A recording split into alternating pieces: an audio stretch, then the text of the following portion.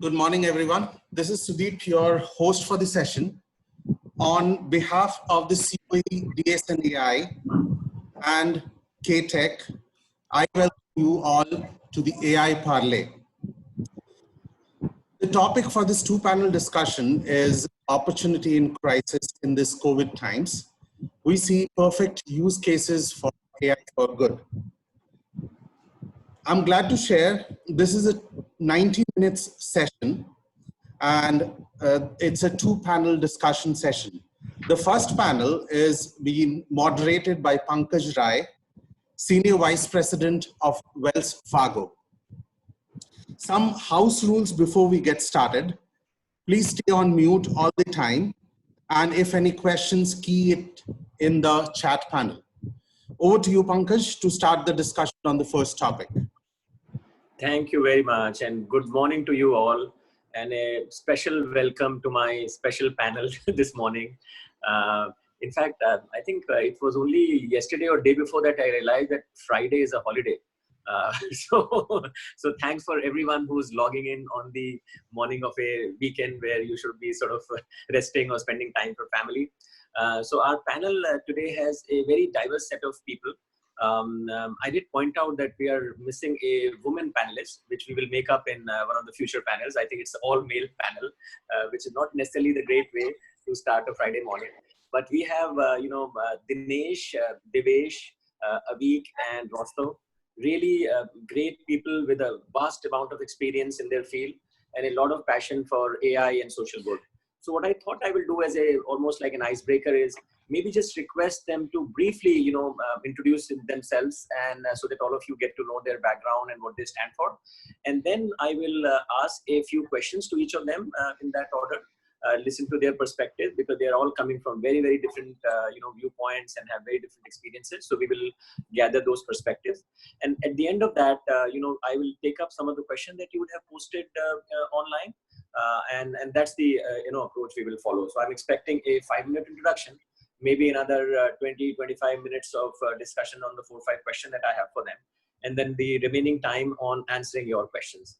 So without too much ado, let me start by asking Dinesh to introduce himself, and then we will follow that by Devesh, Avik, and Rostov. Hey, good morning, Pankaj. That's a fantastic background I see. I wish I have one. My name is Dinesh Chandrasekhar. I work for a company called Pactera Edge. I take care of the digital innovation and solution group of Pactera Edge in the capacity of a chief innovation officer. Prior to Pactera Edge, I worked for Hitachi, GE, and Citigroup. My forte of experience, I started as a CRM guy. I worked in this field for 15 years. After that, I moved to innovation, worked on IoT, AI, and all this. Currently at Pactera Edge, I'm taking care of the responsibilities of building solutions around data intelligence and experience. Thanks, Pankaj. Great. Hey, hi everyone. My name is Devesh, and I work for a company called as Parexel. We are into clinical research, primarily involved into providing clinical trial related support, running the clinical trials for the pharmaceutical companies. I head up, part of their consulting business, which is into regulatory and market access, helping the companies take these medicines and make them accessible to the patients. As part of my role, I also head up their analytics and data sciences practice within market access. And prior to Parexel, I have been associated with Eli Lilly and Company, which is another pharmaceutical company, IQVIA, which is into consulting, and GlaxoSmithKline. So that's a brief about my my background. Thank you. Hi, Pankaj. Am I next? Yes. Hi, Pankaj. How are you doing? Hi, everyone. Good morning. I am Avik Sarkar. I am currently a faculty at Indian School of Business. I work in the areas of data technology and society. So basically working on the areas of how data, emerging technologies as a whole can be helped for societal good. So that's the things I'm working on. Prior to that, I was heading the data analytics cell at Niti Aayog, Government of India, working across sectors like healthcare, agriculture, and energy, long-term energy planning. And prior to that, I have spent about 16, 17 years in the corporate world in companies like IBM, Nokia, Accenture, and a range of others. So my primary interest these days is to look at how data and technology can be used for societal good across different domains, improving public services, how it can impact the healthcare industry, how it can impact the agriculture sector, education sector, and a range of other sectors, which has an influence both on the public sector and also the private sector. Thank you, Rosto. Good morning, everybody. Thank you, Pankaj. Nice panel you put together for today's discussion. Quickly about myself, started my life in consulting, but enjoyed my 20 years as a technology entrepreneur much more than anything else in life. Currently unemployed, but planning to figure out what I want to do with my own future. And I can only share with you at this stage that having spent 20 years as an entrepreneur, any other form of life will never give you the same adrenaline spike. So whatever I do in future is likely to be entrepreneurial as well.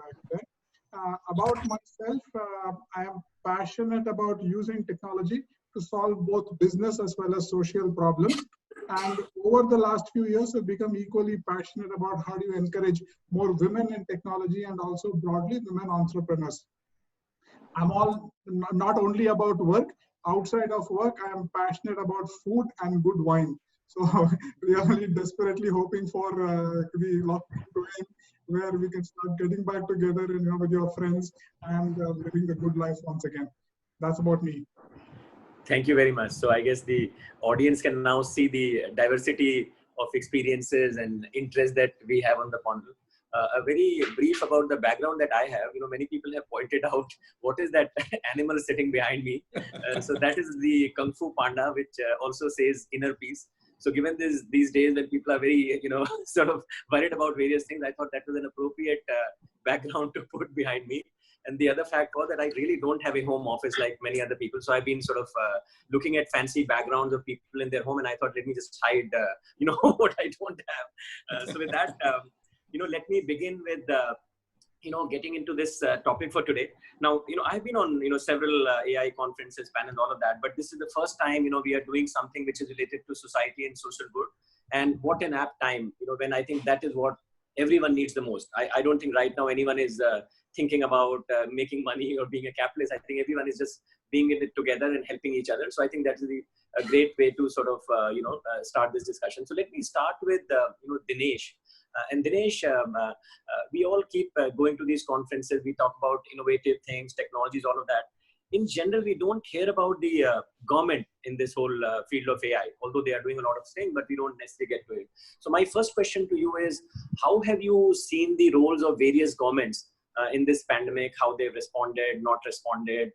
How have AI and some of these innovative technologies been used? Maybe we'll start with, your perspective on that, Dinesh. Yeah, thanks, Pankaj. So I may not be the perfect guy to talk about government, but I take a stab on this, right? One qualification I would take definitely is, say, for example, the Pactera Hedge, our company, we has a global presence in China as well. So we were one of the first few corporates who were badly hit when this epidemic happened. It was an epidemic at the time, and then it became a pandemic. So we've seen it from the start. When I say from the start, the impact was like the first week of January, we had not our employees got infected, but we got to a lot of preparation we need to start doing for this actually. From that point of view, I've seen across the governments how they have reacted. So before I take a stab on that, I just want to give you a kind of a crystal ball gazing, which was done in September 2009 by an organization called Global Preparedness Monitoring Board. And this was funded by World Bank as well as WHO. So in the September 2019, there was a report that was published. It was called as a World at Risk. And they clearly called out there is a pandemic that is brewing and it is going to impact the life of 50 million people. And obviously 10 million could be the casualty rate. So I don't know how they did this crystal ball gazing and whether they used some algorithm. Within a quarter, that is in December, this happened. And all the leaders, including the corporate leaders, government, everyone caught without any preparedness for this. Okay. So, and the report also called out, this is not something new. So if you look at the last 2 decades, especially in the last decade itself, right, 2010 onwards, the same WHO has said there are some 1,500 possible epidemic which could also become a pandemic, which could spread across 172 countries. So I wouldn't give that a chance to government to say they're not aware of it or something is brewing like this, but in reality, they have not been prepared for this, right? Let's start from China where it originated, right? So China, to be very honest, right, they sacrificed a big slice of their economy. The lockdown was very successful, but what they failed to do is they have not shared the data, right? You can blame China or you can blame WHO, but that's a reality. So when China was going through this kind of a big struggle of getting onto their feet, where the other countries were really partying, for that matter, be it US or Italy or France, all these countries got affected. They were in a jolly mode. Most of them are enjoying the New Year use, extended parties, and all this. They're not seeing what is coming to them. So that's what happened to Italy, right? They're just 15 days or 20 days. If they could have started the lockdown before that, they could have saved a lot of the citizens, especially the senior citizens. And in Iran, we know that they have to release 100,000 prisoners from the jail. And the mass graves they dug, they could see it from the satellite. And last but not the least, what is happening today, like any other championship, US actually is topping the leaderboard here with over 1 million people affected, and they've lost already around 64,000 people. And the overall statistics today, it says, it's not a secret. Everybody knows there are 3 million cases reported as of end of the day yesterday. Out of the near to 240,000 death casualties, and over 1 million people have recovered. That's a solace, right? For example, at least we could see that 1 million people have recovered so far, right? What it clearly tells is that despite of having all these alert mechanisms of WHO and a lot of technology advances, be it AI, artificial intelligence, blockchain, 5G, you name it, any of them, but none of them has come to help because the governments were not prepared. And second, it also needs to be blamed to the corporate leaders as well. They are not focused enough attention to the national and society issues at large. If they could do that, they could have really prevented them. So that's what I see. It's a big pitfall from the government side. On the other side, it's not that everything is dark and gloomy. Some things have really worked. That is, a lockdown has really worked. And the extensive testing which South Korea has proved to us that if you could do extensive testing in this kind of a situation, you can still contain. And stimulus package, that's not the solution, but governments have really put a lot of stimulus package, especially to US. They have announced a 1.5 to 2 trillion. In a country like India, we cannot afford to do that type of a thing. So it's a lot of a demographic and financial divide among the different countries. And one good thing about all of this that happened is that it's not spread that much to Africa. And I cannot believe what would have happened in Africa. By this time, it would have been over 50 million deaths, actually, right? And we also know the industries that have been hit, like travel, tourism, real estate, you name, majority of them industry have hit, but some of the industry I really don't know how much time it will take for them to come back and what is the government response to that. Okay. So other good thing which really happened but is not been capitalized by the government is there is an organization by name International Health Regulation, IHR, they call it in short. In 2005, they have instituted a body of all countries to come together and start preparing for this type of a pandemic that happened immediately after the SARS outbreak. And there was a clear guidelines that was given, even to the extent of saying what possible coronavirus can come. And I mean, I was interacting with one of my medical colleague, he works in a pharmaceutical space. He says there are 21 different varieties of coronavirus. That is what has been identified. And probably that could go to like 40 or 50, right? As this new lifestyle changes, that a lot of the things that are happening in the laboratory, the more of deforestation that's happening, these are all bound to happen. So pandemic is no more, is like once in a lifetime kind of a situation. I expect this to happen at least once in 3 years. So it is absolutely up to the government for them to stand up a body and fund this kind of organization to be very prepared, right?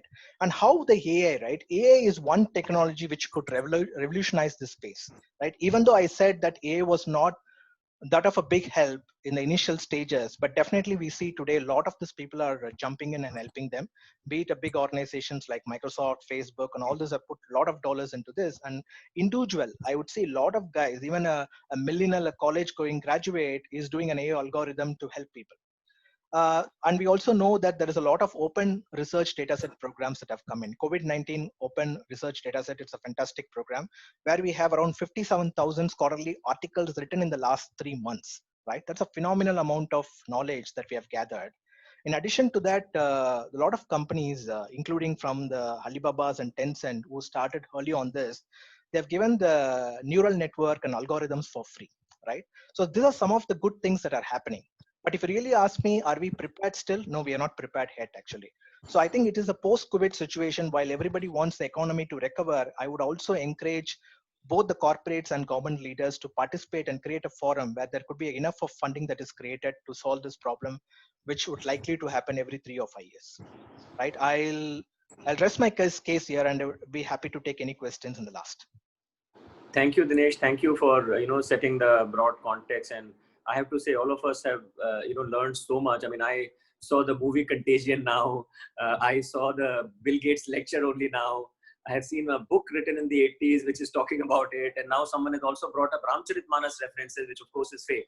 So I'm saying, whenever something happens, people bring back a lot of old material which we had ignored when it was happening. So thanks for that, Dinesh. Let me move now to Devesh, who's from our healthcare field. And I think it will be good, Devesh, to know that given this pandemic is really initially a healthcare pandemic, and now I would say it has probably become an economic pandemic. But let's begin to understand what your perspective has been from a healthcare lens on what both government and the private sector have been doing and where the AI and other technologies have been utilized as you see it, Devesh. Sure. Thank you, Pankaj. And, very rightly put by you that this pandemic started as a healthcare pandemic and it's kind of converting into an economic pandemic. I think there is still some time, before it actually becomes an economic pandemic, because that can only happen once this healthcare element or the medical element of it is kind of taken care of. So if we look at the way AI has been playing a role from a COVID situation perspective, there are essentially, from a healthcare standpoint, there are essentially 5 different types of use cases that we see, or 5 types of different application areas that we see. The first one is more around detection or diagnosis of the disease.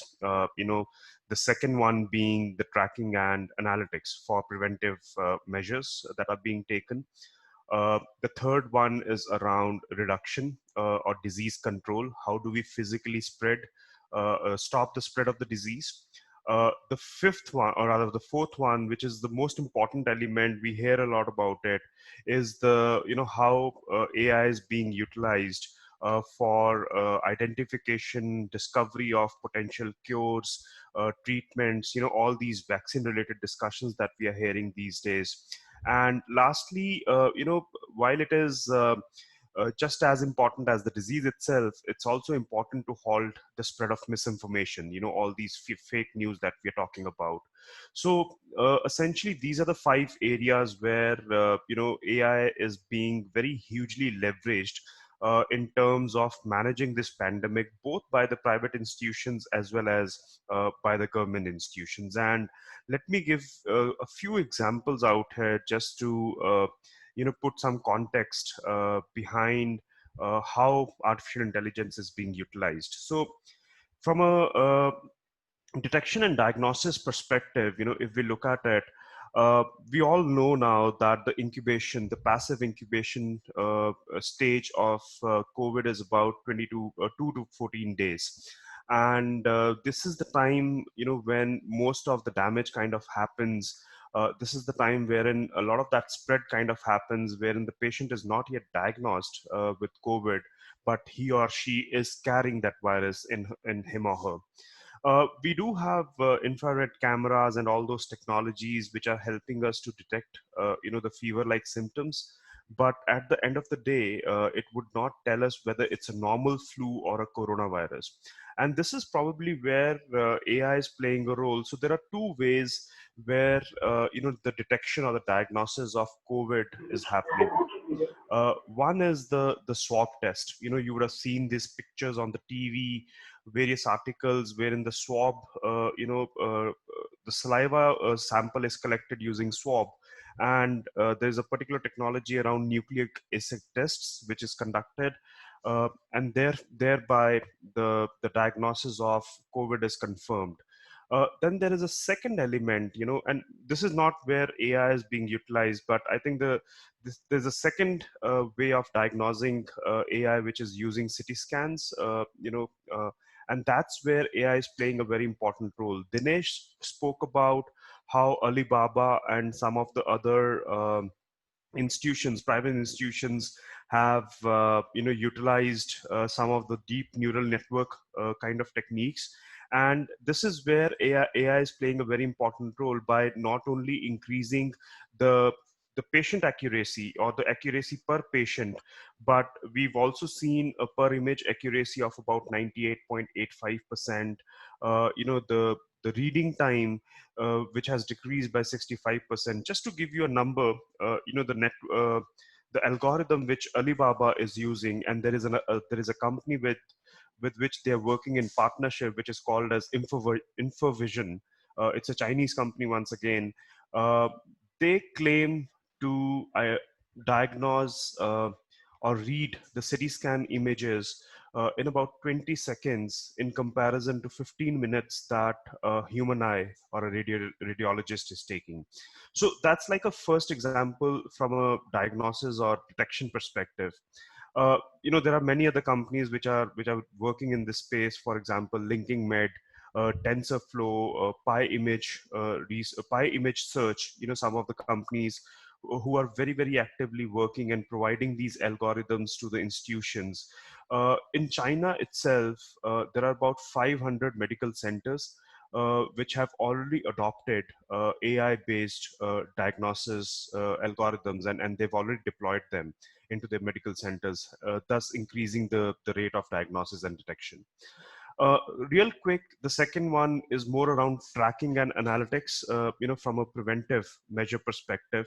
I think it's a bit late from a COVID perspective, but typically the use cases of AI are more in terms of understanding the spread in real time, predicting the disease outbreaks, and also helping us, preparing for these arrivals of virus.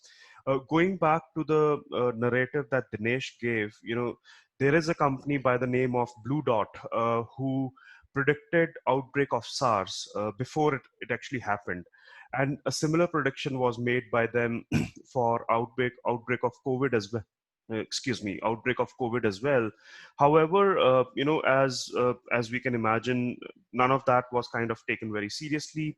But we did have that technology. We do have those applications of AI, wherein John Hopkins, for example, has come up with a dashboard which is helping us track the spread of this disease on a real-time basis by each patient, by geography, by city. Blue Dot again is by usage of NLP, they are working in terms of ensuring that all this data is now disseminated to the public institutions for them to be able to use this data, and thereby start to predict the spread of this disease beyond the hotspots that we have in form of various countries. The major usage of or deployment of AI is currently happening from the cure perspective, from a vaccine identification perspective, discovery perspective, or from a medicine, from a treatment standpoint. And there are companies like Exscientia, who are working in terms of developing antibodies, for them to be converted into vaccines.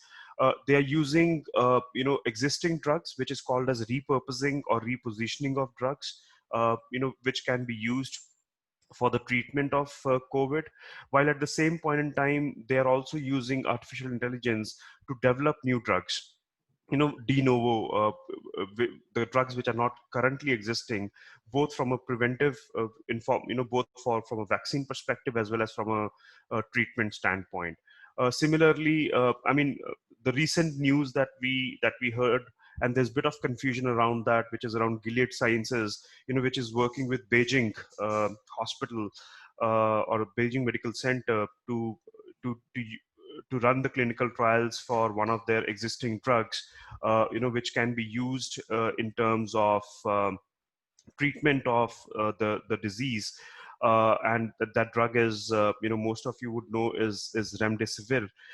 We kind of were made aware of the initial positive results that came out of this drug, and this drug, by the way, has also been repositioned. I mean, it's an antiviral which is being used for treatment of HIV and some of the other viral infects, for the treatment, for the initial possible application for the treatment of COVID-19. We are yet to see how successful this is. As I said, there's a bit of confusion around it. I mean, there was a statement that came in yesterday from Gilead that they are already seeing in a clinical trial of about 5,000 patients, a lot of positive effects coming out of it. But then there was a counter statement that came in from WHO. So yeah, I mean, a lot of use cases out here from a healthcare perspective, and then also from from preventing the spread of misinformation from a fake news standpoint. Back to you, Pankaj. Pankaj, you're on mute. Pankaj, you're on mute. I'm sorry. Yeah, thank you, Devesh. Thank you very much for that insight into how AI and other technologies are being used. I think healthcare, all of us know, is an extremely important sector. In the US itself, 20% of their budget is spent on healthcare, and still people feel that they don't get the best quality. Same for NHS in the UK, and I think you go down the list, it's a critical function, but we haven't had such a big spotlight on that sector.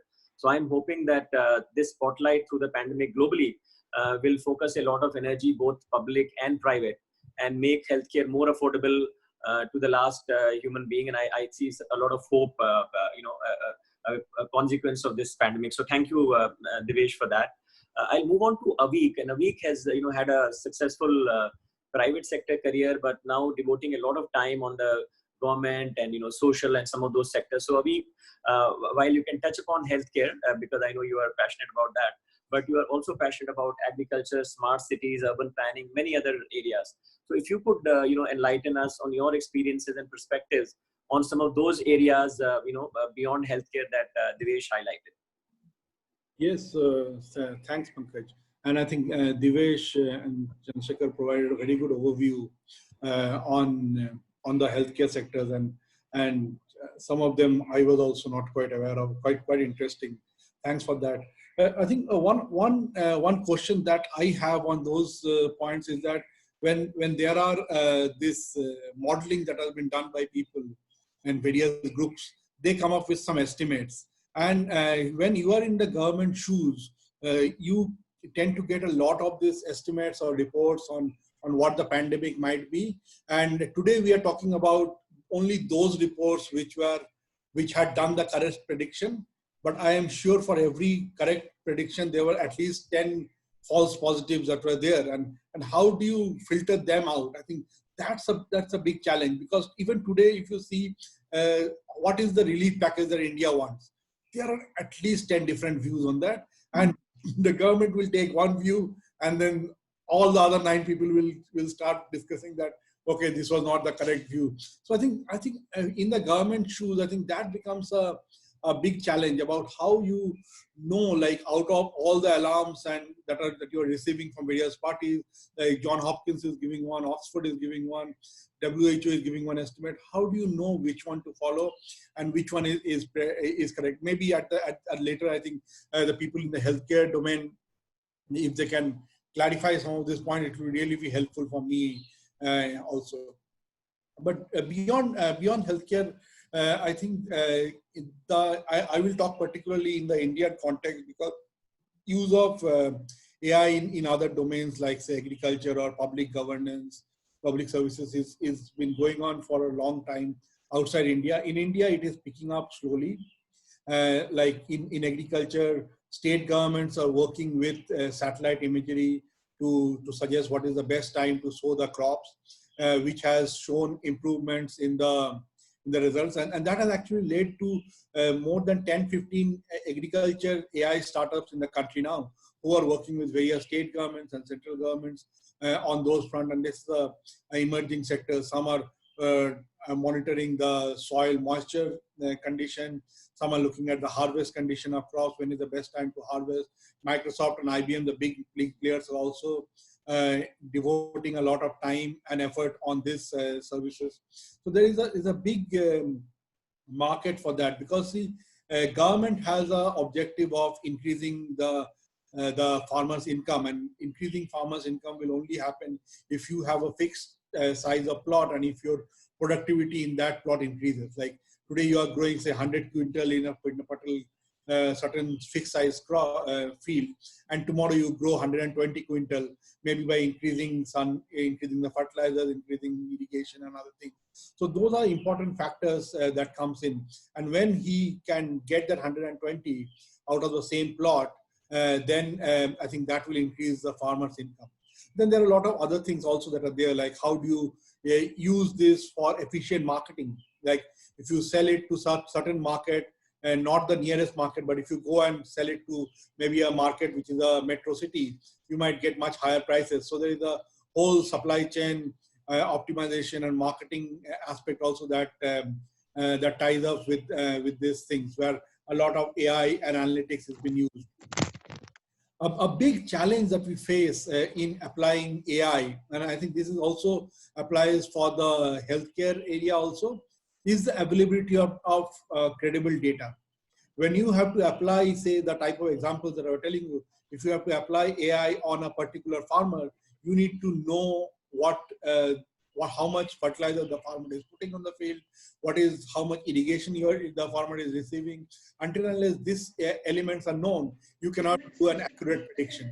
So I think that becomes often a challenge, because on an aggregate we might know that at a district level certain indicators are there, like on average on this district, maybe say 50% of the people receive irrigation, rest of the 50% are dependent on the rain, on monsoon. But then which 50%, which particular farmer?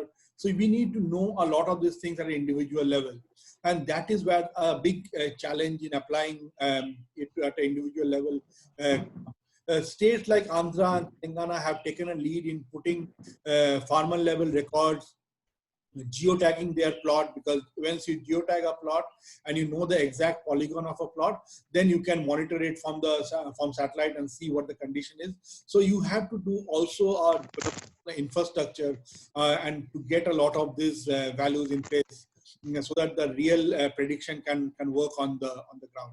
So though there is a lot of advancement being made, but I think there is a big opportunity that is still there, because digitization is very important before we can do AI. And if you see the fields that are adapting AI, like say financial services, say media and telecom, they already are on the digital platform. Once your data and processes are on the digital platform, applying AI becomes very maybe the obvious next step. I will not tell easy, because still you have a big learning process, getting all the changes to be done. But I think still the whole process is not on digital, and the data is not on a digital platform. That brings another dimension of challenge completely.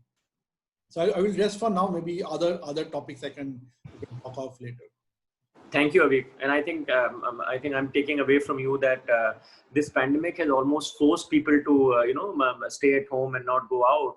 And even the government and the social sector, which was so far probably not as automated and digital, is being forced to do that. And I think that will be a great thing, that if they become digital and they capture data, the ability to utilize AI will get enhanced across the board, which I think is a good sort of side effect of what is happening around. Yes. So that's an interesting point, because I've seen, like, I was at Niti Aayog, and we have seen like all government meetings, like after I've left Niti Aayog, or when I was at Niti Aayog, when someone wanted to come and meet us, maybe in Delhi, they will come one day, they will spend only 2 hours for a meeting and then go back the next day. So for 2 hours a meeting, they actually waste 2 to 3 days if they're coming up from remote places where there is no direct flight connection. So I think now with this happening and government adopting this digital means of communications, I think that might happen the way of the norm. Like, see, the corporate world has already adapted it to the last, like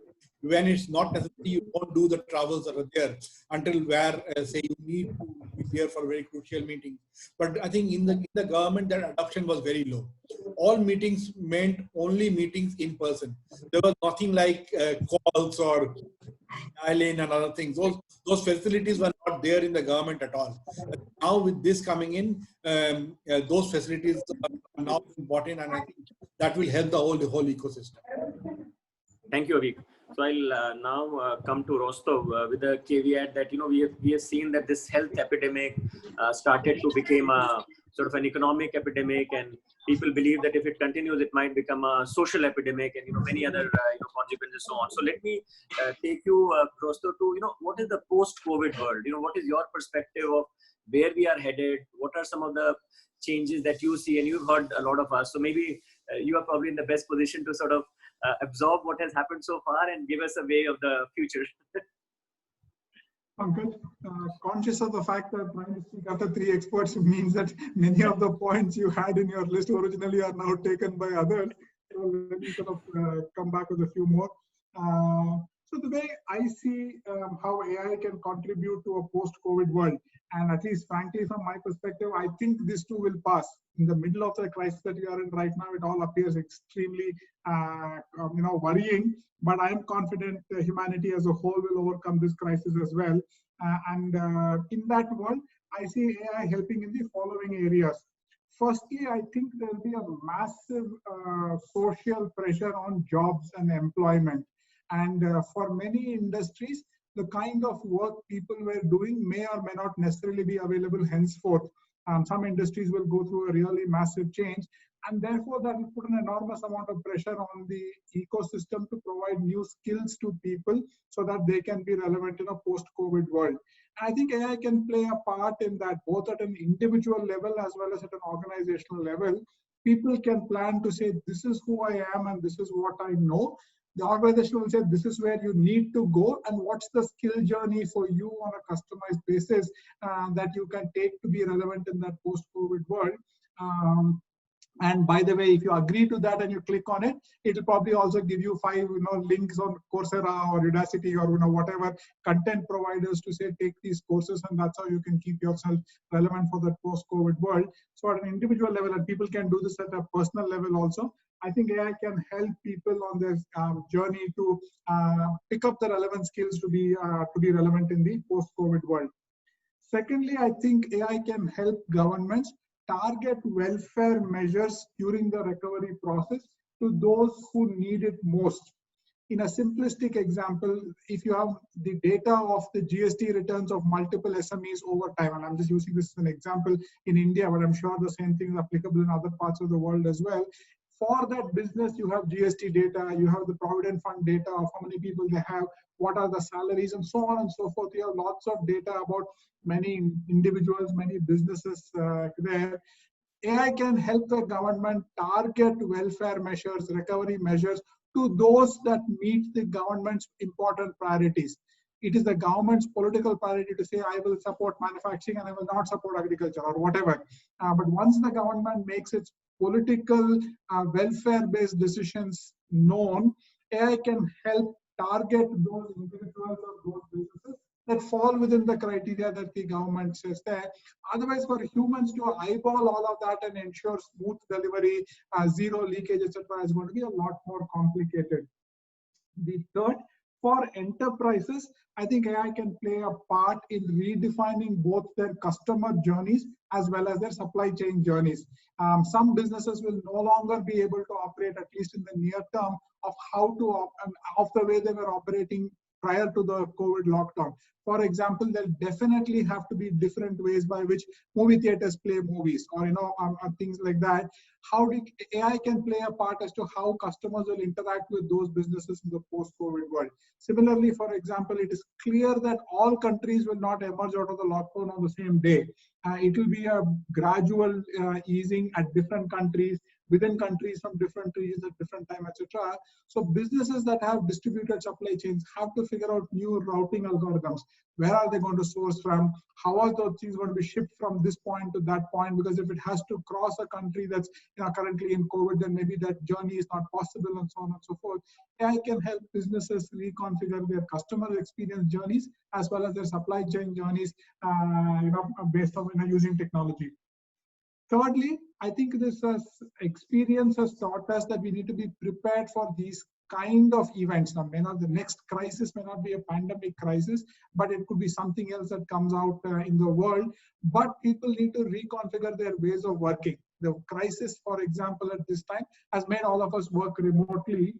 Different crises in the future will have different responses. But one important area where when the tide went out, all of us were caught naked was on the issue of cybersecurity. People have started to work remotely. Suddenly we got reports that Zoom is not such a safe platform. Maybe it is, maybe it is not. I have no idea. But in new ways of working, reconfiguring for good, relevant level of cybersecurity, I think is going to become an absolute critical thing. Maybe you configure cybersecurity in 3 levels. One is at maybe like a retail kind of a grade, a commercial kind of a grade, and a business or a, what shall I say, government kind of a grade there. And today, technology, both AI plus some of the newer advances in computing, like massive parallel processing, like quantum computing, etc., will allow you to consume cybersecurity based on the grade that you fall in there. We can't afford to be caught with our pants down on cybersecurity like we got caught in the current situation. The last, and I know healthcare has been covered by many people before, but in my opinion, I think AI and technology can play an important part from a healthcare perspective in case things like this happen in the future.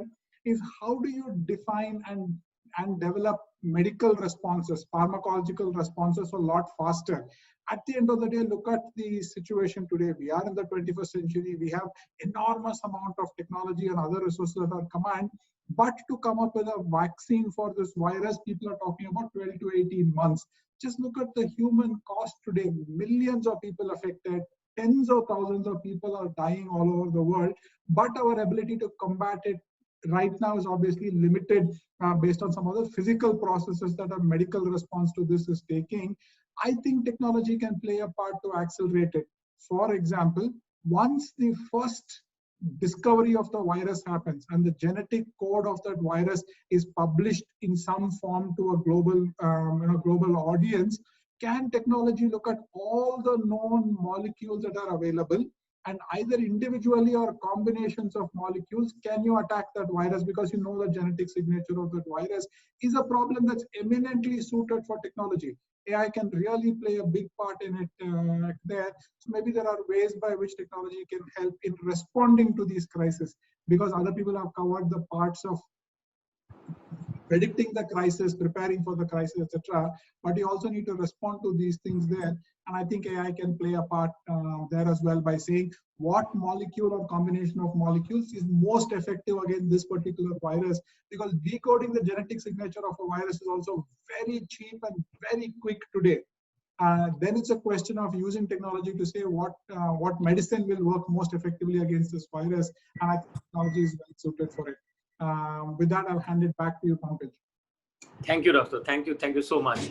I think we've always seen that you need either a common purpose or a common enemy to unite and collaborate. And we have seen wars have been fought, and we have united internally. So I'm hoping that this virus will unite humanity to sort of collaborate more. And we are seeing a lot of collaboration happening across the board. I think it has also exposed us that we are all human. And I'm also seeing that rise of a bit of compassion among people is also happening. The third thing that I am seeing is a lot of creativity, jugaad, as we say.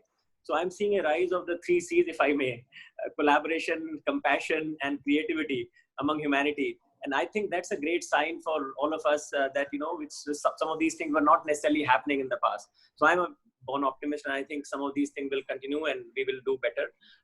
Snehanshu, I think we have just 2 minutes left. I don't know whether you think we should take a question or two, or would you rather sort of get on to the next panel and we can take some of those questions toward the end? Up to you, or we can take a question if you think there's something over there. Yeah, so there's probably one question that you can direct to one of the panelists, Pankaj. Please explain the role of blockchain. Does blockchain have a express role in the post-COVID world? If we can have a quick bite on that. Sure, yeah. But blockchain stands for trust, and that is what I think is we have been missing in the world today. So one of you would like to talk a bit about blockchain? I don't know, any one of you? I'll take a stab and then let others add on to it Okay, as well. so yeah, go ahead, please. I think at least one use case of blockchain could be how do you manage your supply chain, because if goods need to move from a point of origin to a destination, and even that it could be a business to business buyer, and therefore ultimately a finished product has to reach the consumer. I think an effective use of blockchain could be to configure your supply chain there. For example, we know many of the PPE and the testing kits that came from China are now suddenly finding ineffective. Blockchain-based complete linkage of where that whole thing started, then you can go back and say, we'll buy only from cases where the entire supply chain can be traced, and therefore that can improve the confidence of consumers that the whole supply chain was completely intact and completely effective for whatever purpose that they are using the technology for, using the product for. So that's one possible use where I see blockchain contributing. So I can probably jump in and talk about another use case in addition to what Rosto just mentioned, and this is more about how blockchain is currently being used to integrate the COVID-19 data, from which is coming out of World Health Organization and CDC, and this is where IBM and Oracle are playing a very important role, wherein they've initiated, and this is something I was reading a couple of days back. They've initiated a blockchain platform by the name of MIPASA, MIPASA, and this platform is helping with data aggregation and analysis of the data for COVID-19. So what they essentially did was they brought all this data together from WHO, from Johns Hopkins, from CDC, and they are able to not only synthesize data from different or disparate sources of information, but they're also able to reconcile the data, taking into consideration one of the key elements that we spoke about, and I think Rosto touched upon it, which is about the privacy of the data. So once again, apart from supply chain example that Rosto just gave, data aggregation and data analytics is being is being harnessed using blockchain. Thank you very much. I think when the world needs more trust, and I think blockchain is the answer to that trust question, and I believe there will be more and more such use cases that will come about. Thank you, panel. Thank you so very much for enlightening my audience. And Snehanshu, I will hand it back to you now to sort of take on the next panel. Sure. Thank you, Pankaj. Sudeep here again. What a fascinating discussion on this, we had about the various sectors, about the use cases. I wish, we could continue with this enlightening session. However, on behalf of the Center of Excellence, would like to thank the first panel for this enlightening session, and we expect all of you to be back again for another riveting session like this. Now, we will move on to the next session in the same area, which focuses on the building blocks for AI to deliver in crisis. We again have an eclectic panel, so seat up for the next one. On behalf of the COE, DSAI, KTech, Innovate Karnataka and NASSCOM, we welcome you to the AI Parley for people who have just joined in. Happy to introduce Samir Dhanrajani, CEO, AI Curate Advisory and Consulting, our next moderator for the panel session. Samir, over to you. Thank you so much. First of all, in the virtual world, I would be happy to see all my panel members on the frame, please. I can see Anshu, I can see Anis, Rajan. Shom, are you there? You're not able to see you.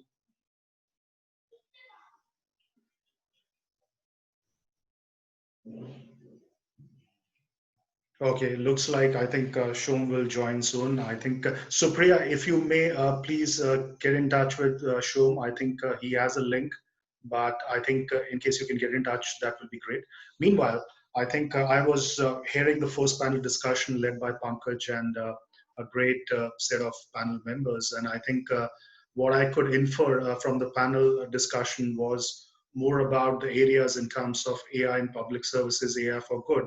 But I think just to do a kind of a continuum, what I think this panel would be good at and great at would be doing in terms of really putting up some kind of a code template or a playbook in terms of how do we put AI in terms of strategic areas to focus from a putting up in a successful manner. Because there is a situation today, there is a stalemate, there is a pause, there is a kind of ambiguity in terms of how do we proceed in terms of the projects, engagements, assignments on the AI, and whether strategically what I'm doing as part of building the organization to the next level through AI, should I need to pause? Do I need to kind of maintain the same pace, or do I need to kind of take a different pivot? I would say pivot in terms of a strategic approach.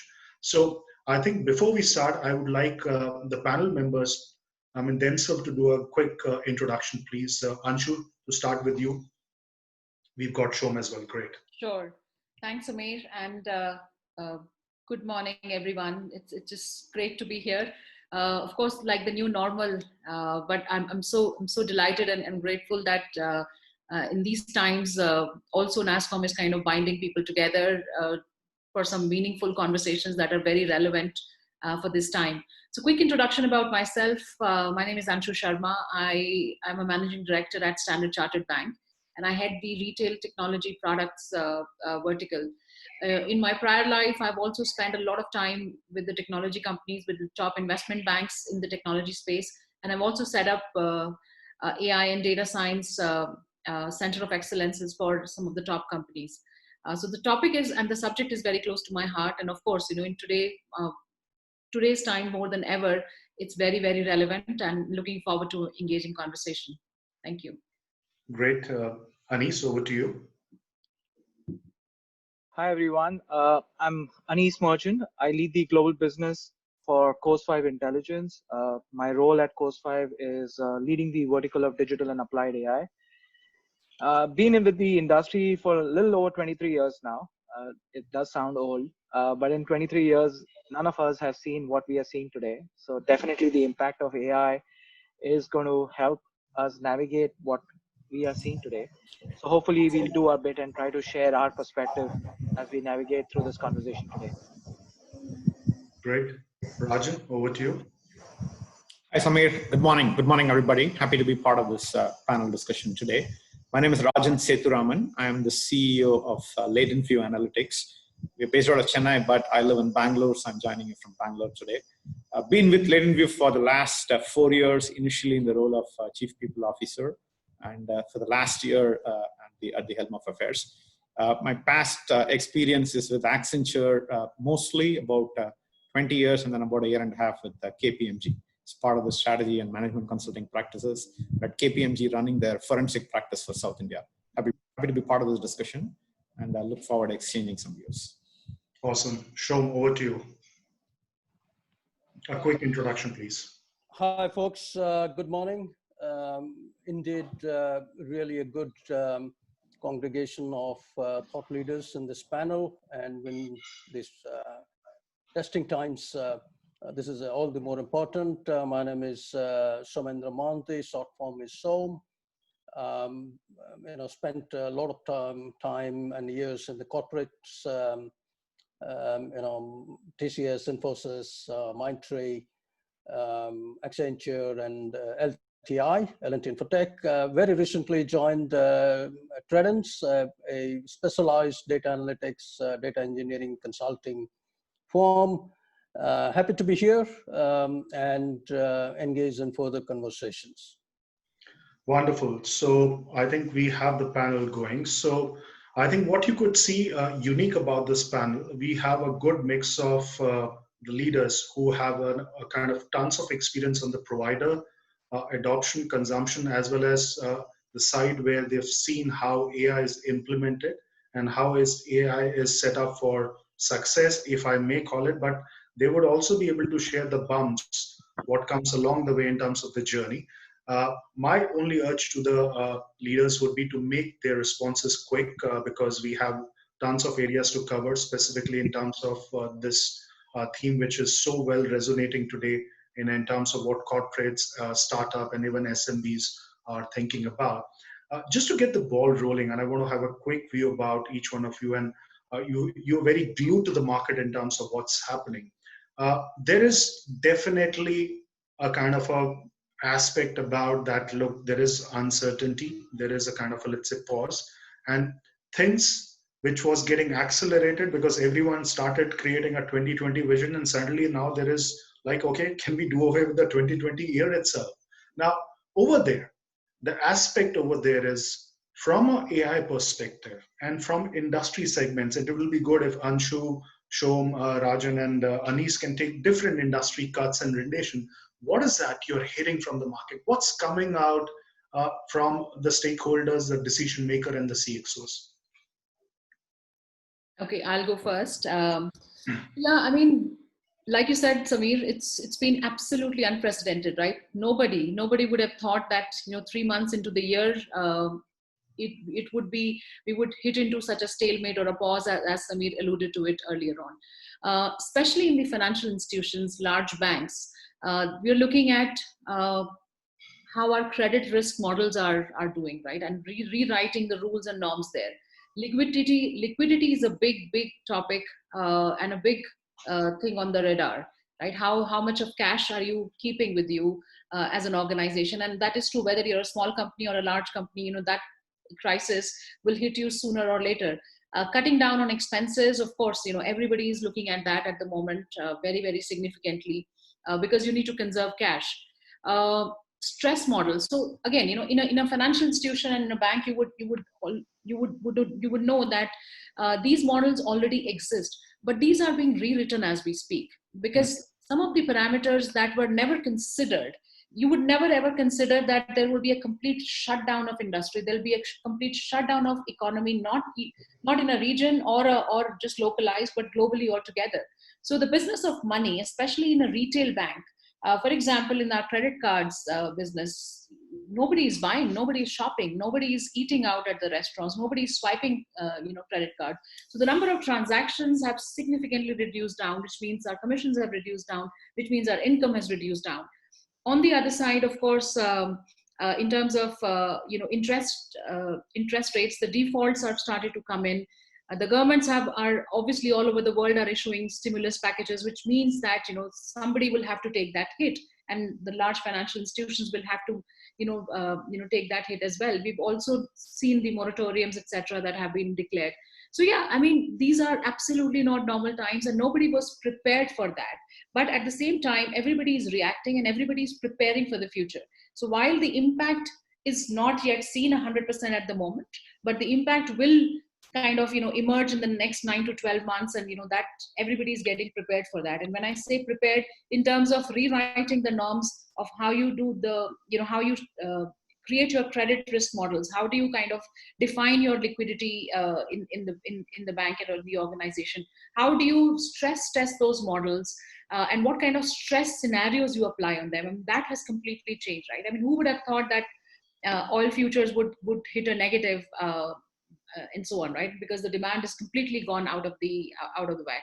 So yeah, I mean, everybody, and it's the first time for everybody, right? So I just heard Dr. Raghuram Rajan yesterday when he was talking about W curve or the way to kind of come out of it. Nobody has a silver bullet. Everybody is kind of finding out and figuring out how to come out of it.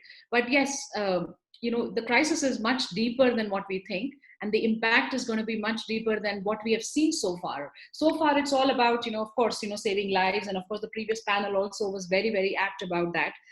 But the financial implications and how the economy overall, gets hit it's going to emerge only in the next 9 to 12 months.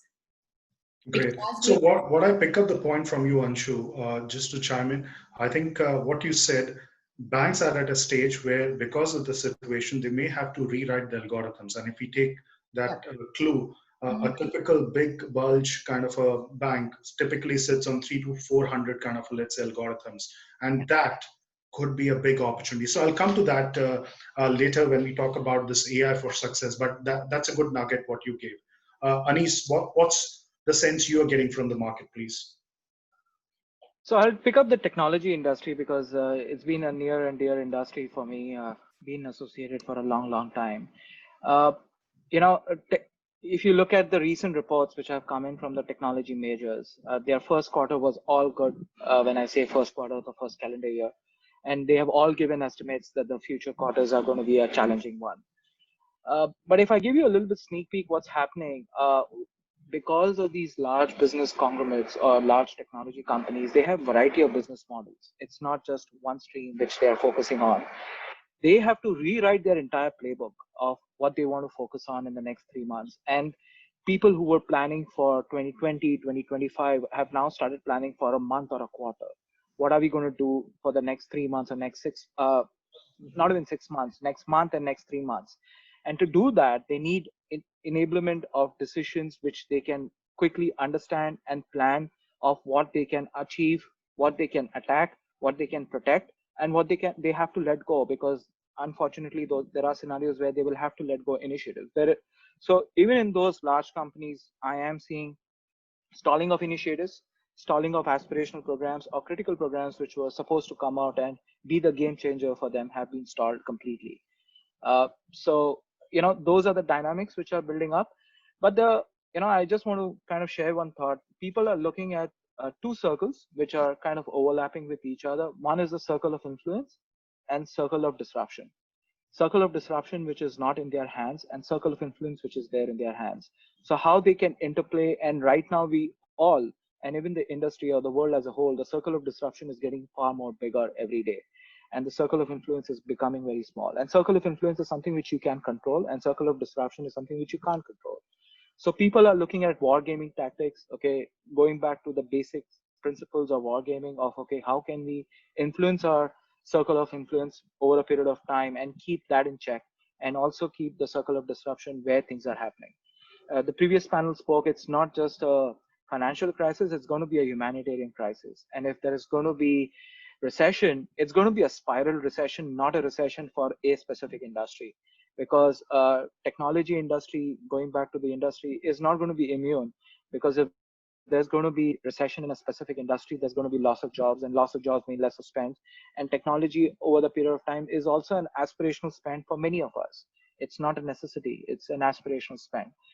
People can argue it is a necessity, but it's so those keeping all those dynamics. I'm going back to those two circles. People are trying to balance it out, and within that, they're trying to balance the initiatives which they can go ahead and focus and drive those initiatives within the organization. Great. So circle of influence and circle of disruption. Yeah, I mean, that's a good, I would say, nugget to pick up. Rajan, in addition to bank and technology, what Anis and Anshu covered, would you like to cover other industries? What's your view talking to these CXOs and decision maker? What's coming out? Yeah, sure. I think definitely across industries, and maybe technology is a little less impacted by this, we do see a significant amount of pause when it comes to experimentation and proof of concept type of exercises. I think there was a greater penchant for undertaking more experiments in the past. So right now the focus is more on any initiative that we take up. Can it give immediate return on investment? So that's been the kind of focus. And I see that this will be prevalent at least for the next couple of quarters. As people start getting used to the new normal and accepting the new normal, I think there'll be a greater revival of interest in terms of more medium-term and long-term initiatives. Specifically in other sectors, in retail and CPG and manufacturing, supply chain is a huge topic of interest. Everybody knows that there are going to be large supply chain disruptions because of not just closure of factories, because these factories might reopen and many countries are attempting it, but there are going to be potentially logistical barriers, trade tariffs, other kinds of challenges as well. So even if the factory is functioning, your ability to get the materials and goods into your assembly units, that might be a big challenge. So everybody is talking about how do I increase resilience in my supply chain?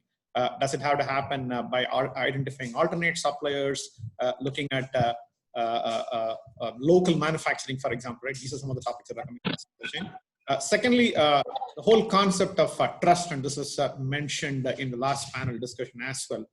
Trust is something that can be engineered in several ways. A typical trust model could be one that is based on a relationship. A relationship model is where people are interacting in person, one-on-one, and therefore you know the person intimately, and that's how you have trust. When I say trust here, this trust could be between a consumer and a company, between an employer and an employee. It could be between citizen and the government, right?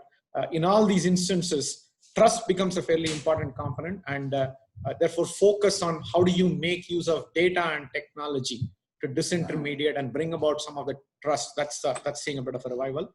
And lastly, we also see quite a bit of interest on employee safety.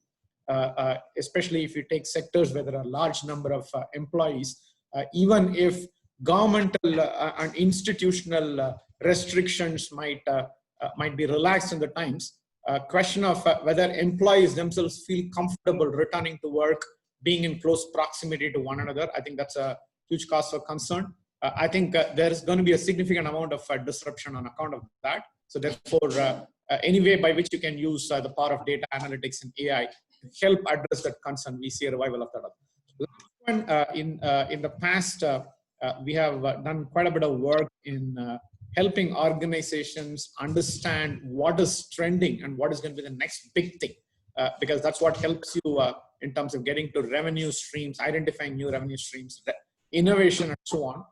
One of the things that we are starting to talk about is what is going to start trending downwards. Uptrends data points are there, but because of this whole scenario, there are certain things that will potentially go out of fashion.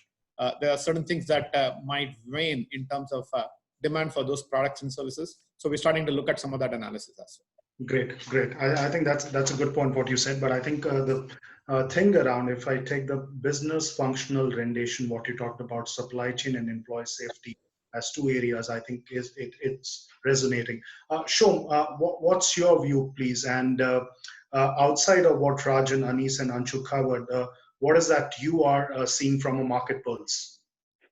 Samir, I'm agreeing and also slightly disagreeing with my So the discussion cannot be completed if you don't have a contrarian view, and that's why they put you. Thank you for that. What I see is two aspects, and Anshu did touch upon it a little bit. I see there is a doubling down and looking inward into your run the business kind of scenarios, which is how efficiently you can run, how you embed AI into things which earlier, because of whatever reasons you have not taken that plunge. I see a lot of the clients that I'm talking to across the industry, whether CPG, retail, even hospitality, although hospitality has taken a major hit here, and even on the consumer-centric world, I see there is a doubling down focus on how we can make it efficient, how we can automate, obviously with the AI, infusion into it and all. That is on the run the business side. Supply chains, distributions, even customer acquisitions and customer experience. Everything falls into that. I also see there's a bit of a, and this is from my recent conversations with clients over the last 3 months or so, is how do we now look at innovation in a very, very different way. Of course, the spending there, with the budgets being very minutely watched and observed, and like Rajan said, ROI, many of our clients are asking for, can we do some outcome-based engagement models in there, and look into how do we experiment, how do we innovate internally with those things. And I'll give you some specific examples. E-commerce or even customer experience and loyalty and all those things, like Anshu said earlier, the parameters, the data sources, the kind of things that you will look for from a labeled data or past historical perspective doesn't make any sense now, right? It's completely changed. So in that context, loyalty or loyal customers have got a very different definition now. Beyond that loyal customer base and services and et cetera that you provide to them, you need to also look at customer acquisition, because at the time of distress and need, even any single person you're acquiring and you're providing a service, you are actually doing a really greater cause towards your next set of business pipelines, and then whatever is going to emanate from there.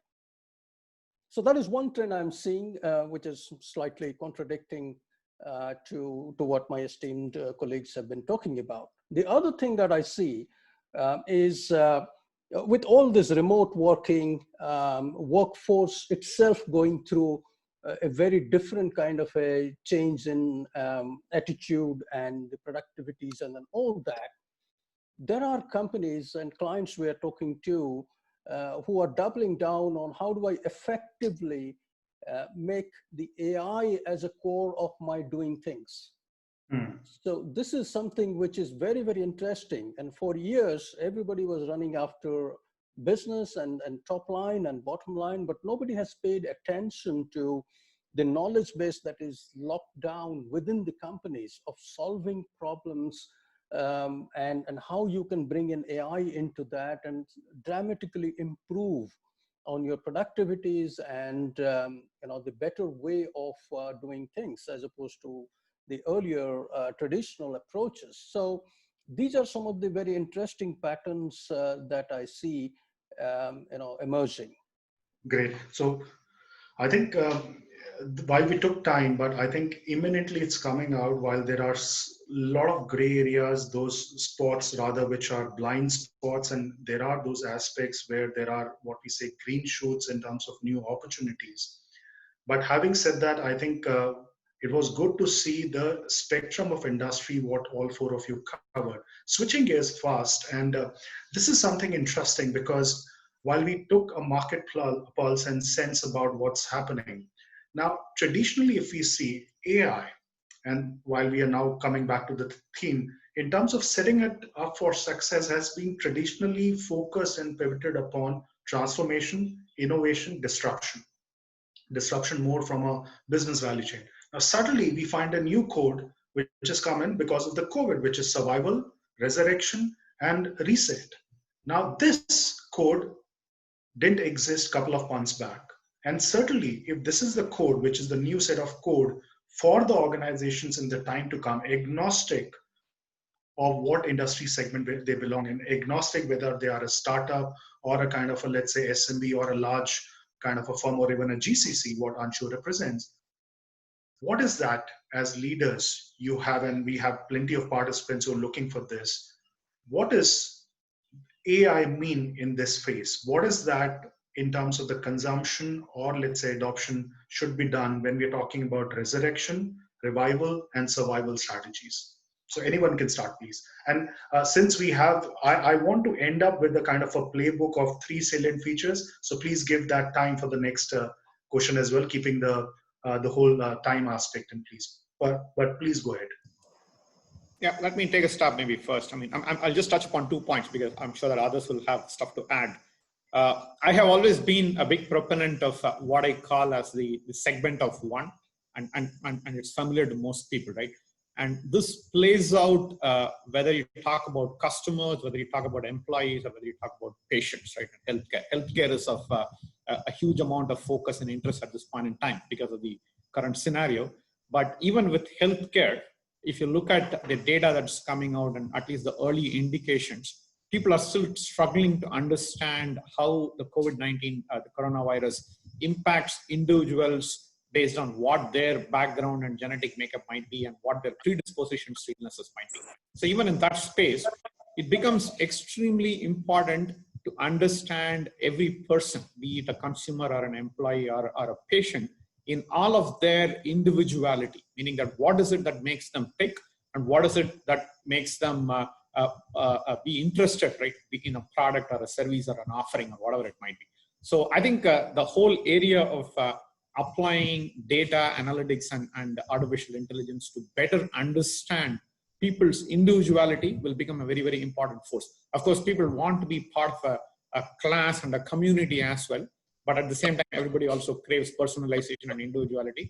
Today, there is a lot of debate on whatever data I am sharing about myself, even with Aarogya Setu app, for example, right, in India, how is the data going to be used, right? Is that data going to help me get very personalized advice and attention, products and offers, or is it going to be used for monitoring me for a different purpose? So I think the whole segmentation of one, understanding people is intertwined in some way. The data availability. Please, thank you. Go ahead, Raj. It's entertained with the availability of data, people's willingness to share data, and people's concerns also related to the privacy of the data and what purpose it will be used for. So I think it'll be a very important theme that will be playing out. The second part, and I mentioned trust earlier. Trust in traditional terms, it's been either relationships or it has been based on hierarchy, meaning that I trust my neighborhood general physician doctor because it's that doctor that I've been visiting for the last 10 years, and that person knows exactly my history, right, of illnesses and what I have gone through. And therefore, the one-to-one connect and the relationship that person has with me makes me more confident and trust whatever the person might be giving in terms of services or products or advice or whatever it might be, right? The same could potentially get extended today to our neighborhood kirana shops, to the neighborhood facilities and services that are available, because in a post-COVID-19 scenario, there is going to be a lot more restrictions on travel, a lot more restrictions on accepting strangers. The stranger anxiety is going to increase to a certain extent. So that's kind of one kind of model. The other model is a model that is based on authority or institution or hierarchy. So we trust the government because we believe that the government is doing the right thing for us. We trust our boss because the boss is going to give me the right advice. I mean, those kind of hierarchical models.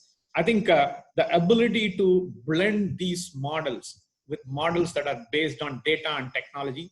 I mean, in other words, blending artificial intelligence with human intelligence, and therefore creating a larger quotient of trust in the equation and the system. That again will be a very important aspect of how things play out in the times. Wonderful. So segment of one, trust and authority. Great. Anshu, your points, please. Sure. Yeah, so I think totally agree with what Rajan has said. It is going to get as personalized as we can think of it, right? So for example, in while in the previous segment I talked about all gloom and doom, that yes, we are all kind of revisiting, rewriting the rules, etc. But there is the upside as well, right? I mean, the upside is the opportunity that AI and digital transformation brings out in this day and age. In this day and age, if you're in the retail business, whether you're a bank, selling your products, or whether you are a FMCG selling your products, you no longer have people strolling in and out of malls where you can directly market to them and so on. So your marketing tools have gone digital completely. Your customers are also have enough time. Earlier, companies were trying to get so much of digital footprint coming into their or traffic they were trying to invite, but the traffic is now coming because they have nowhere else to go. And the amount of time each one of us and also our potential customers and everybody is spending digitally is significantly gone up. So you have that stickiness is there, but now it's about how do you monetize that? How do you get that converted? So your digital strategy, your marketing strategy is changing, and there is no better opportunity than now to apply those analytics models or AI models to kind of attract customers. So we've seen, for example, this is a live thing, right? Our bank branches are operating at half the staff. They are operating at half the hours across the world, and we don't have walk-in customers. We no longer have kiosks at malls, etc., where we would attract customers and so on. So those traditional ways of marketing and reaching out to your customers are completely over. So in today's day and age, I would, as a customer, would also be interested to get something personalized for me, right? It's no longer about community. It's no longer about the demographics of gender, of age, of the type of urban, rural, etc. Because everybody's. So I think those kind of models, if we can leverage on, they are hugely successful. We've seen already that our digital campaigns have gone up, and the responses are great as well. They're great than ever. Right? So we are converting customers digitally and very, very quickly, and they are interested as well. So, right from campaign management to also, upping your marketing game in the digital world now is very, very important. And, that's where AI is helping. And, there is a serious opportunity that I see there. Great. So digital response has gone up. So I think that's a Significantly. good nugget to kind of take. Anis, what's your perspective? I think just adding on to Anshu and what uh, everybody has said just right now. You know, taking the outside perspective, and if you look at it within the organization, what I'm seeing is that AI is enabling organization to orchestrate couple of themes, which is speed to market, speed to reaction, and speed to change within the organization. Today, when we work with large organizations, it takes them time to move, react, change, or drive things better. But with AI now, they are able to go ahead and move fast, orchestrate things within the organization pretty quickly, and also enabling them to scale and manage scenarios which are developing every day, whether it is in supply chain, whether it is in sales, whether it is in marketing initiatives. And this is enabling, and it's mostly what Rajan said, it's about that augmentation. The augmentation of AI with the human intelligence is really propelling organizations to survive better. So that speed which is required right now, although the world looks standstill, there is speed which is required also to react pretty quickly. And AI is enabling organizations to take those decisions and enable those decisions pretty quickly. So that word speed is very fundamental here because speed can be taken. Speed to market is pretty standard, but it is not in this scenario. Speed is required in a pretty fluent way because lockdowns or no lockdowns, things can rapidly change for organization. So whether it is changing digital marketing initiatives or whether it is looking at supply chain, because it's not necessary all digital platforms are also performing the way they need to perform. It's not necessary like your typical ads. Most of the advertisement is not behaving the way it needs to behave because consumers are not clicking on platforms. And when Rajan spoke about trust, consumers are also going on platforms which they trust. They are not going to go ahead and experiment with new platforms, or they're not going to experiment with new uh, data points to go ahead and enable or drive their information because that trust factor is still not built with newer platforms and newer technologies. So like we saw a recent news that Facebook is again seeing an uprise in the usership, which probably has come in the last couple of months. It's because that trust, that innate trust of Facebook, because of the variety of platforms are there, people are going back to Facebook because of the trust they may have within the platform.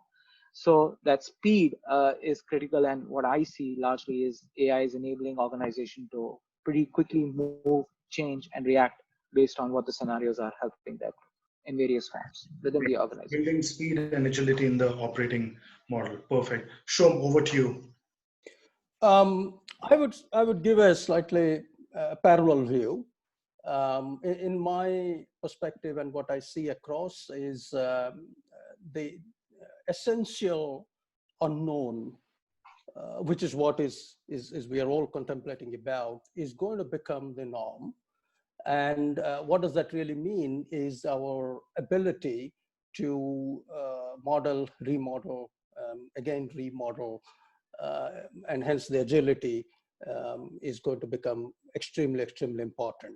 Because the way you had looked at data in the past, the way you had crafted your strategies around algorithms or go-to markets or segments or hyper personalizations, all of those aspects are going to be changed or redefined. And that's why I'm saying these are essential and these are also unknowns.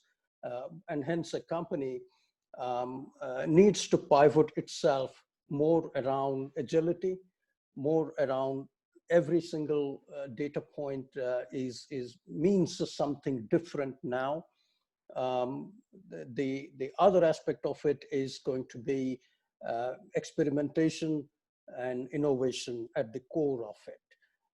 And these all things pivot back into, as opposed to that I need on every single thing, I need to have a ROI, because that is how the pre-COVID world was, and because it was deterministic in some way or sense.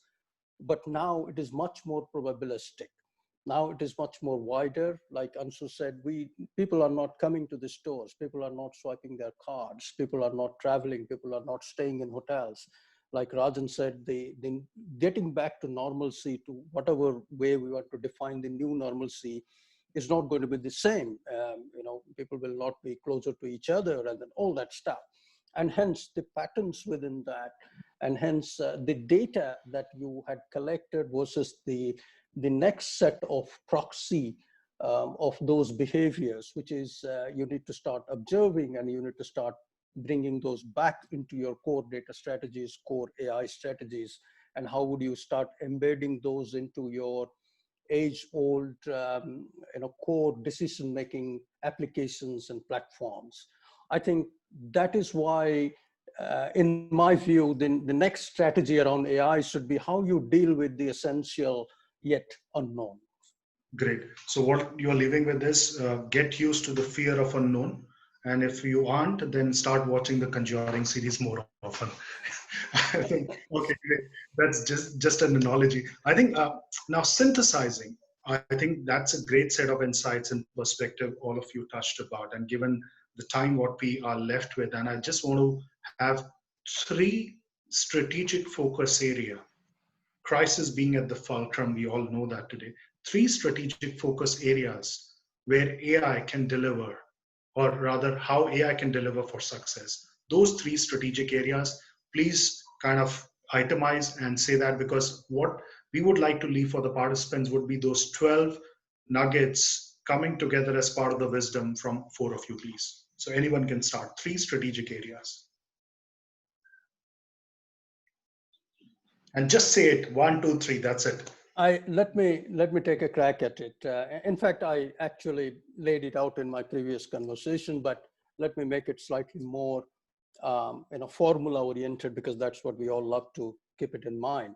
So the first one is your innovation now has got a very definitive purpose. So I'm sorry, because we don't have time. So please say 1, 2, 3. So because that's where I think I can see some of the participants penning down. So that will be really good if you can just itemize that, please. Yes. So the first is innovation with a definite purpose. The second one is relook at your data strategy and algorithmic strategies. They are going to be completely redefined. The third one is your go-to-market and mostly your services or products or offerings now need to take a hyper-personalization into the context on everything that you do. Awesome. These are the 3 I would put it. Great. Awesome. I think mine also overlaps pretty much with what Shom said. So clearly, data and looking at all the non-traditional ways of harnessing data, because now you no longer can rely on those patterns that you had created earlier on. Second is agility, and also knowing what problem you're now trying to solve for, because again, your problem statements have changed. So very, very clear about what problem you're trying to solve for. And the third is allowing it some time to mature as well. You can't, because AI cannot, there is no silver bullet that, you created a model and you, because typically to get a good sense of or output out of model, you really need to train it and churn it with a lot of data and train it. But now you don't have, because there has been a reset and now everybody's starting from the same start line. So allowing it time to mature as well. Great. That's good, Anshu, allowing it to mature. Okay, Raja, please. Yeah, my 3 points would be to focus on initiatives that increase the resilience of your organization model. Focus on initiatives that increase the amount of trust, like I said earlier, right, between the different constituents. And the third would be to focus on engagements that are going to increase safety in the system, right? And these kind of like play out to the different constituents I talked about. So in some sense, any initiative that you pick up, evaluate against these 3 parameters, saying that is it helping me increase the resilience or the trust or the safety in the system, right? And if the answer to that is yes, then go about defining the problem set and the use case, right, in the best possible manner so that you can pursue the initiative. Excellent. Anis, you're the last one. Sure. The toughest one, because everybody else has taken the points, but I'll try my best. So the first one, I will go back to my 2 circles. One is the circle of influence, which is how can you go ahead and build on your strengths, which is critical, and how can AI help build on your strengths further. The second is the people aspect. There is a playbook which is being rewritten across the organizations and across the industry about what are the new skills. People were talking about new skills for a long time. Now it will be more relevant. So how do you treat your people and manage people very differently from a skills, from a management, and from a career perspective? And the third thing, which is critical, is what do you have to let go?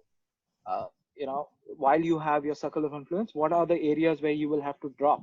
And this means whether it is AI, whether it is technology, or whether it is data. So it's almost giving up a part of your body or giving up a part of your organization, which you will have to let go, which AI can help define that. And that should be our strategy playbook. So those are the three things. Wonderful. Letting it go. That's great. So I know we would have loved to continue because this is one theme which essentially, while there are various dimensions, but I think great of all of you, all four of you, given the time constraints, were able to kind of almost get the 12-point kind of, let's say, playbook. So if tomorrow someone will have to write an article or a blog, I think this will stand as a testimony what you guys said in that 45 minutes panel discussion. Great. Snehanshu, do we have time for a question or two, or are we good? I would have loved to have the panel react to one particular question, which is slightly different and very topical, I would say. How AI can help Indian government resolve the migrant labor issue? Is this too abstract, or is this within the remit of AI? Say that again. I think we lost you for a sec. Okay. How can AI help Indian government resolve the migrant labor issue? Okay, migrant labor issue. How Indian government can solve it? Anyone who wants to take this? Actually, it's a little controversial, but the data is already out there. With the use of phone, all our GPSs today tell you, like Arogya Setu is also trying to understand and tells you whether you're safe or no. So whether it is labor or whether it is us as individuals, we are able to track and we are able to manage situations. Now, if I just look at the maps can tell you what are the red zones, what are the green zones within a city, within a state, or within a country specifically. So if a government has to think about AI and really solving the problem of migrant issues, I would say using the power of data and the classic traffic management or the supply chain management principles, you can easily navigate that. Yes, you can't go ahead and stop somebody, because if they have a motive, as human beings, if you have a motive to reach a destination, we would do it. But how do you enable them to reach it in a safe, sound, and a better systematic manner? I think that's where AI can really help government institutions. But data is there. It's not that data is not there. It's just that how do you smartly go ahead and use it? Yeah, I totally agree with Anis that the data is there, and it's about the intent. So if you really intend to solve that problem, it's a pretty solvable problem. Now it's obviously we are in a reactionary mode. And again, just to scale it down, of course, we are talking at a country level, a country of 1.5 billion sort of population. But scale it down, most of our large organizations, when we are distributed companies, geographies, locations, etc. Just the way in any crisis, a call tree or I think every company calls it differently, but it's sort of initiated to kind of track down every single individual and confirm safety of those individuals. It's pretty much the extension of that, and the data, is key to this, and the data is available. So the government, of course, needs to collaborate with telco companies and through all of these apps and so on. But it's a solvable problem. Great. I'll just add to that. I was reading some article on this migrant labor issue, I think, and I'll also flip it off. The overall 28.2 million migrant workforce, which have kind of come in from UP and Bihar, which are the two big kind of, let's say, states. And specifically, this 28.2 million workforce have been employed and deployed predominantly in NCR, Bombay, Bangalore, and Chennai. The challenge is 28.2 million workforce, almost 80% of them had Jan Dhan accounts. Now, Jan Dhan accounts, the government made it mandatory to kind of infuse that money every month. 54% have only got that money in their accounts. So I think if AI can first find out what can be done to safeguard their livelihood before they return back to normalcy, that would be great. But I think that's a kind of a, let's say, data points we should establish in terms of how AI could be set up for success. And thank you so much, Anshu and gentlemen. I think this was riveting in terms of a discussion, very thought-provoking. And what I still carry will be those 12 kind of key nuggets what you gave as part of putting up a new code and template in terms of setting up AI for success. Thank you, NASSCOM, for organizing this session. Thank you, so everybody. much. Thank you, everybody. Thank you all. Bye-bye. Thank you. And this Bye-bye. was a truly inspiring discussion. It was a very clear from both the discussions that we can say that while business worldwide go through a major recovery process, smart decisions powered by AI will go a long way and in gradually bringing back normalcy. So this will be a not easy by any account, and many of these choices will need to make in light of rapidly unfolding scenarios. And with that, I would like to thank all the participants, all the panelists, and our moderators. Thank you, everyone, and bye till the next time. Great. Thank you. Thank you. Thanks, Bye-bye. Thanks, Anis, Rajan. Thank you. Bye-bye.